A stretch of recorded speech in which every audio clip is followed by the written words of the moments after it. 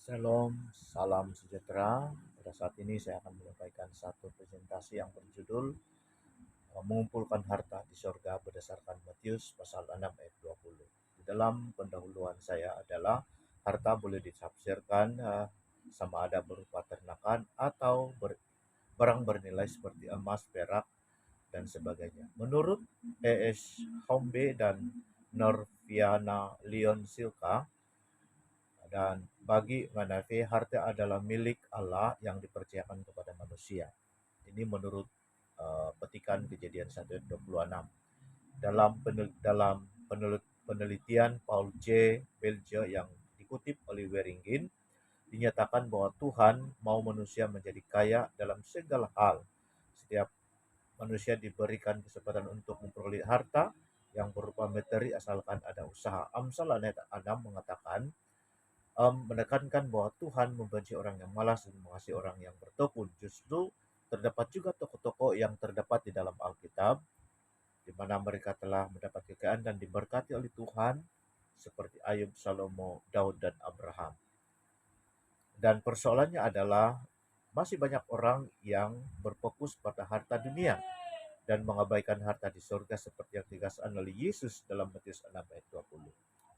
Nah, saudara dan saudari, di dalam um, pendahuluan ini memberitahukan kepada kita bahwa Yesus menekankan bahwa harta yang kekal itu harta di surga, yaitu yang berkaitan dengan harta yang di surga menurut Sengo.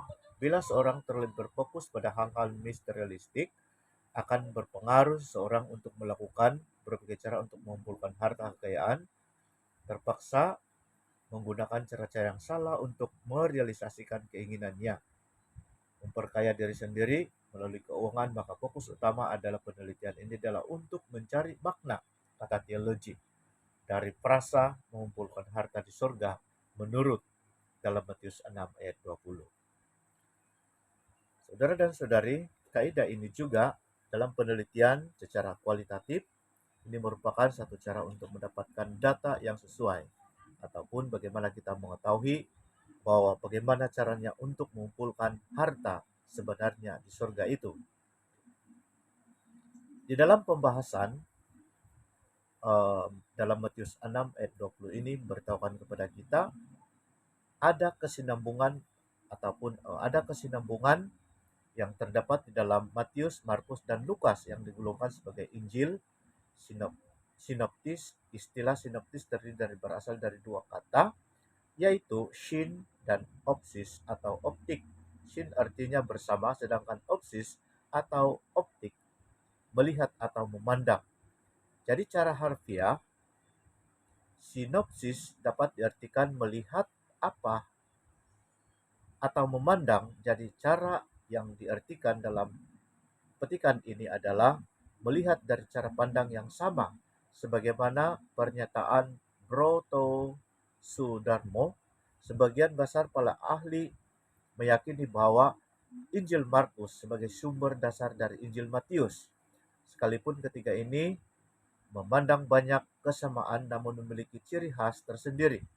Bagi pengamatan Gula pula, penekanan Injil Matius adalah merupakan satu penggenapan Mesias yang sudah dinubuatkan di dalam perjanjian lama. Dan pada umumnya, para sarjana Alkitab percaya bahwa Injil Matius ditulis oleh Matius dan salah satu dari ke-12 Rasul Tuhan yang sebelumnya dipanggil Lewi. Nah, saudara-saudara, dalam pendahuluan ini menuliskan bahwa meskipun dokumen Matius mencantumkan nama penulisnya secara tepat, namun diyakini bahwa oleh gereja mula-mula bahwa Matiuslah penulisnya. Jadi, oleh sebab itu, di dalam Matius 6 ayat 20 ini memberitahukan kepada kita dari segi analisis kontekstualnya adalah konteks sebelum pasal 6 dan adalah pasal 5. Memperhatikan pasal ini, penulis menceritakan tentang khotbah Tuhan Yesus di bukit. Pasal 5 ayat 3, Yesus berkata, "Berbahagialah orang yang miskin di hadapan Allah." Kalimat ini menepis paradigma dan tradisi yang terjadi di Timur Tengah yang menganggap kekayaan merupakan satu lambang atau tanda orang yang diberkati dan diperkenankan oleh Tuhan. Manakala miskin dianggap suatu aib dan kesan dari orang yang dihukum oleh Tuhan. Pemikiran sebegini lebih terperinci dijelaskan oleh Ned Lehman. Bagi sebagian orang, uang merupakan segalanya. Ada banyak orang untuk mengaku sebagai Kristen lalu meninggalkan Allah untuk mengejar uang. Populariti atau kedudukan Yesus menegaskan kepuasan yang sejati adalah ada bagi orang yang haus akan kebenaran Allah. Dalam pasal 5 ayat 6 berkata, aplikasi dari kebenaran yang dimaksudkan oleh Yesus terdapat dalam pasal 5 ayat 20, di mana Yesus berbicara tentang kehidupan rohani yang berkualiti, yaitu kehidupan yang menghidupi firman Tuhan, bukan kehidupan yang berujung pada kemuliaan diri sendiri. Kemudian dalam pasal 5 ayat 22 hingga 48, Yesus sedang memberikan penjelasan tentang hal yang lebih dari sekadar hukum Taurat. Berdasarkan konteks ini, apa yang Yesus sampaikan adalah menegaskan untuk melakukan lebih dari yang diminta dan melakukan dengan sempurna sama seperti yang dilakukan oleh Yesus. Kemudian di dalam pasal 6 ayat 5 dan ayat sehingga 15, Yesus mengingatkan orang tentang kecenderungan untuk mencari pujian dengan cara yang menunjukkan kehebatan di dalam diri manusia.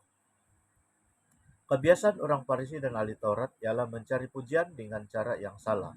Yakini berdoa di samping jalan agar melihat orang yang dengan demikian orang akan menganggap kehidupan rohani lebih baik. Kemudian pada ayat yang selanjutnya Yesus mengajarkan tentang doa yang sederhana.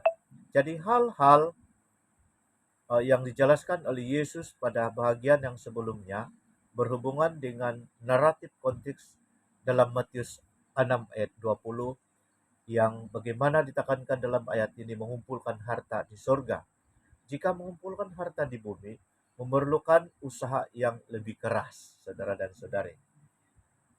Manakala mengumpulkan harta di surga, sesungguhnya memiliki tuntutan-tuntutan yang lebih sempurna. Secara konteks pada ayat sebelum yaitu 6, Matius 6 ayat 19, memakai kata kerja mengumpulkan merupakan tindakan yang dilakukan untuk hal-hal jasmani berkaitan dengan material.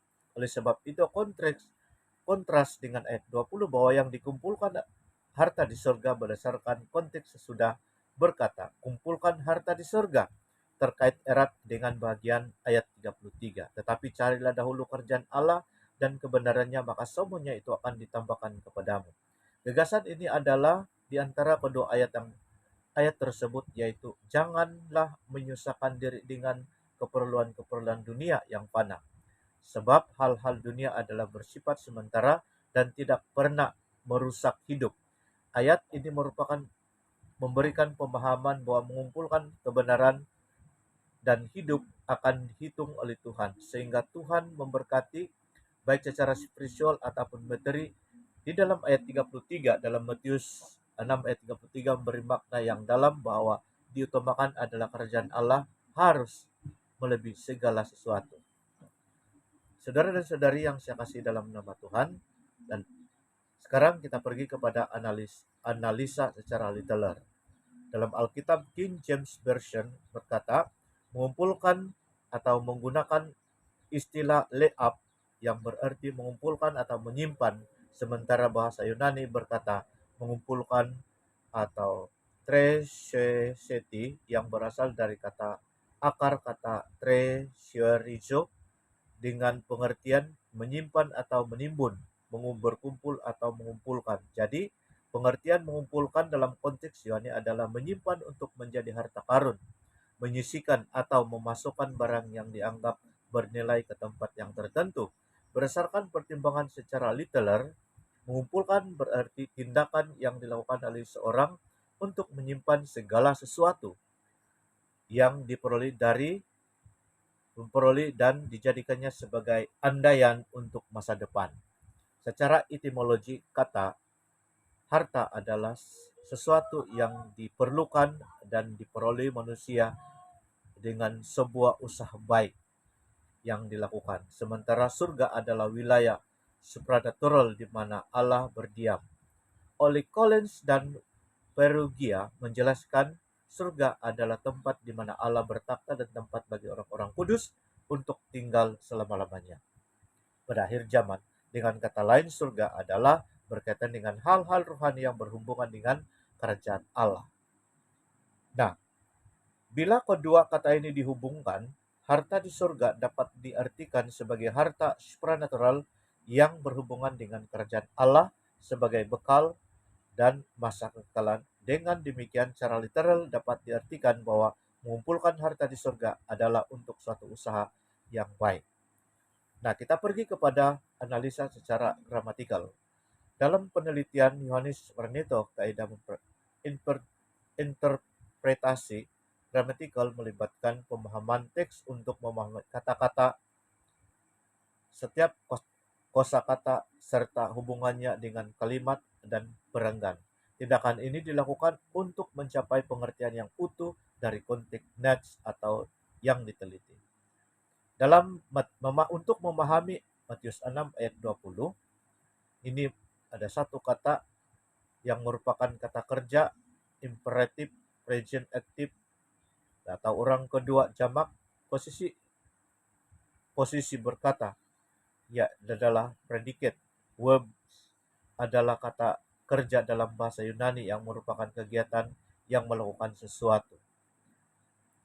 Nah, saudara dan saudari yang dikasih dalam nama Tuhan, di dalam presentasi ini juga memberitahukan kepada kita tentang mengumpulkan, yaitu merupakan suatu perintah yang harus dilakukan, sudah berlangsung dilakukan dan sedang dilakukan untuk seterusnya oleh banyak orang dengan aktif dan giat untuk melakukannya. Kemudian mengamati kata harta secara gramatikal terdiri dari kata benda, akusatif maskulin jamak. Kata ini adalah berposisi objek. Kata benda adalah menerangkan suatu barang atau sesuatu yang lebih digunakan oleh manusia, sebagai contoh baju, mobil, sepatu, dan sebagainya. Oleh itu, dengan demikian, bila kata ini digabungkan menjadi harta di surga, kemudian ayat 20 mengatakan bahwa tentu pengertiannya melampaui makna harta secara dunia, terkait harta yang melampaui secara material. Dengan itu, Adinia Mendropa memandangnya sebagai bagian dari kesuksesan hidup. Jadi maksud Yesus terkait dengan mengumpulkan harta di surga pada konteks ini adalah mengutamakan hal-hal yang rohani berkaitan dengan kerajaan Allah. Ini semakin jelas melalui penegasan yang Yesus ceritakan oleh Matius. Tetapi carilah dahulu kerajaan Allah dan kebenarannya, maka semuanya itu akan ditambahkan kepadamu. Ini terdapat dalam Matius 6 ayat 33. Berkaitan dengan kerajaan Allah, saudara dan saudari, Tuhan Yesus menegaskan syarat untuk memasuki kerajaan Allah adalah lahir baru oleh Roh Kudus. Di dalam ayat Yohanes 3 ayat 5 juga, Roh Kudus membuat seseorang lahir baru sehingga mengakui Yesus sebagai Tuhan dan Juru Selamat pribadi mereka. Dan menekankan bahwa secara gramatikal, menekankan bahwa harta di surga adalah hidup kekal yang didapati melalui kepercayaan kepada Tuhan Yesus. Nah, analisa secara sejarah. Analisa sejarah merupakan suatu penyelidikan untuk mengungkap fakta sejarah yang sebenarnya secara objektif, menekankan bahwa konteks sebelum ayat 19 dan 20 tersirat satu peristiwa seperti kebiasaan buruk yang dilakukan oleh orang-orang Yahudi, yaitu memberi sedekah dengan motivasi yang salah. Oleh itu, saudara-saudari, memberitahukan kepada kita di sini bermaksud untuk memberikan sesuatu. Sedekah adalah mendapatkan pujian, melainkan harus dengan ketulusan dan kerendahan hati. Pemberian kita adalah suatu pemberian yang ikhlas dan bukan pujian. Selanjutnya, bagi orang Yahudi, doa itu sebagai berarti sehingga tindakan berdoa dianggap tahap yang lebih tinggi berbanding dengan yang lainnya.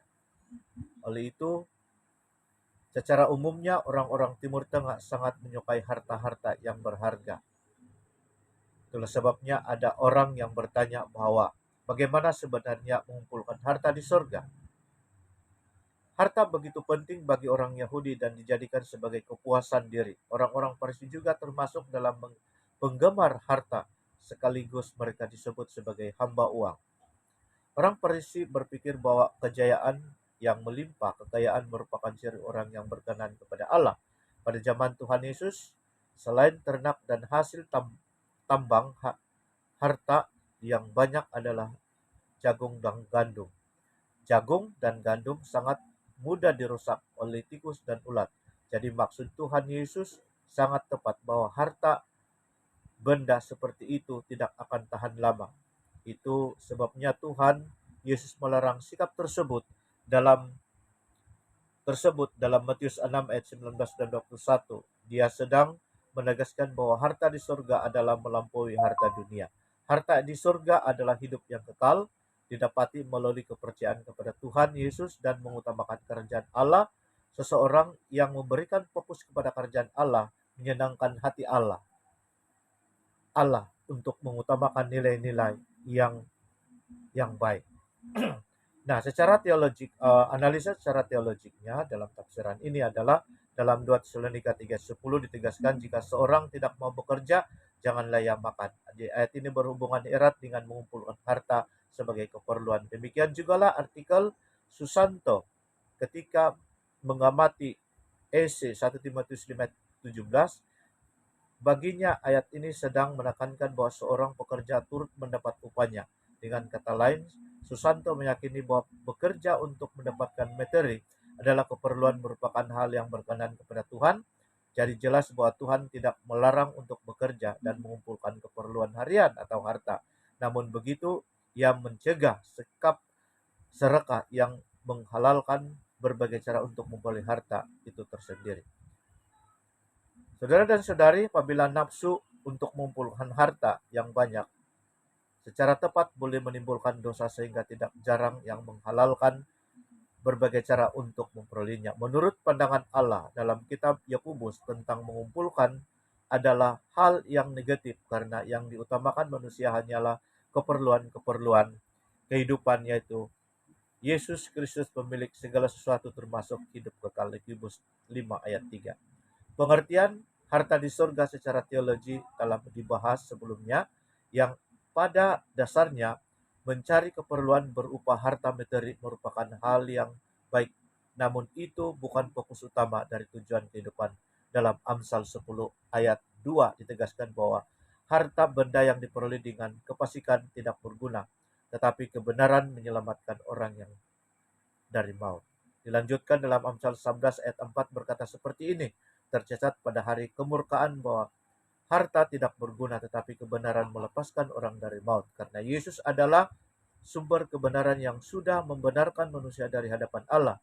Tentunya seharusnya sikap orang yang percaya yang harus memuliakan dan mengutamakan Allah di dalam segala hal. Oleh itu, saudara dan saudari yang saya kasih dalam nama Tuhan Yesus, makna teologi ngengat tidak merusaknya. Sesungguhnya Tuhan Yesus mengatakan bahwa harta di sorga adalah satu harta yang terjamin tentang keselamatan dan keawetannya, sehingga ia berani berkata, ngengat tidak merusaknya. Ngengat adalah serangga yang merusak pakaian sehingga nilai barang tersebut akan berkurang bahkan tidak bernilai. Dalam konteks ini Yesus sedang memberitahu bahwa ada banyak kekangan untuk menyimpan harta di surga yang berupa materi, bukan saja mengkhawatirkan menyusahkan manusia sama manusia yang akan mencuri, tetapi juga serangga yang dapat merusak sehingga membuat barang tersebut tidak berguna lagi. Saudara dan saudari yang saya kasih dalam nama Tuhan Yesus, pencuri tidak dapat membongkarnya apabila kita mengumpulkan suatu harta yang berharga di surga, yaitu apabila kita melakukan kehidupan yang baik. Kehidupan yang baik itu adalah memberitahukan kepada kita bahwa begitulah cara kita untuk menyimpan harta kita di surga, tetapi bukan menyimpan harta di dunia ini seperti emas, perak, dan sebagainya. Tetapi Yesus menerangkan bahwa cara kita mengumpulkan harta yang di surga itu agar ngengat dan karat tidak merusak dan pencuri tidak dapat membongkarnya. yaitu kita melakukan perbuatan-perbuatan yang baik sudah tentu menyenangkan hati Tuhan. Kesimpulannya di dalam presentasi saya di sini adalah harta dunia sangat berbeda dengan harta di surga. Harta dunia merupakan suatu kumpulan barang yang berupa benda seperti makanan, pakaian, emas, perak, dan sebagainya. Perlengkapan lainnya dikumpulkan oleh banyak orang pada saat tempat tertentu, sementara harta di surga adalah hidup yang kekal yang boleh diperoleh melalui kepercayaan kepada Tuhan Yesus. Berdasarkan analisis ataupun tafsiran yang menyeluruh dalam penelitian ini, sesungguhnya memberikan pemahaman kuku mengenai makna teologi tentang mengumpulkan harta di surga yang berdasarkan dalam Matius 6 ayat 20, yaitu perbuatan atau tindakan menyenangkan Allah dengan beriman serta memiliki sikap hidup yang sesuai dengan kebenaran Tuhan dan melakukan kehendak-Nya. Setiap orang yang sudah percaya kepada Yesus harus mengalami perubahan hidup dan menjunjung tinggi nilai-nilai kerajaan Allah dengan melakukan kehendak Tuhan secara aktif dan terus-menerus. Nah, di bawah ini saya ada sertakan referensi ataupun rujukan. Sekian presentasi saya, Tuhan memberkati. Amin.